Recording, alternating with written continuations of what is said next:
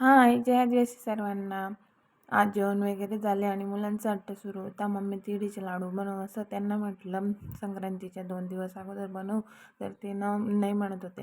ते म्हणत होते बनव मम्मी, आजच आम्हाला खायचे. तर मग घेतले बनवायला. 3 वाट्या तीळ, 3 वाट्या गूळ आणि अर्धी वाटी शेंगदाणे घेऊन घेतले. ते छान असे कमी गॅसवर भाजून घेतले आणि जाडसर दळून घेतले तीळ आणि शेंगदाणे.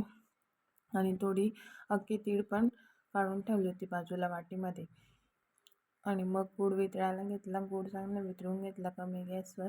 त्याला जास्त उकड वगैरे नाही येऊ दिली. फक्त वितळून 1 मिनटं असं उकळून घेतला आणि त्याच्यात ते सगळं मिश्रण टाकून थोडं कोमट होऊ दिला आणि लाडू बांधून घेतले. आतापर्यंत तर मम्मीच सगळे पाठवते मला, पण आता मी प्रयत्न केला होता, फर्स्ट टाईम प्रयत्न केला होता. कसे झाले लाडू कमेंट करून नक्की सांगा.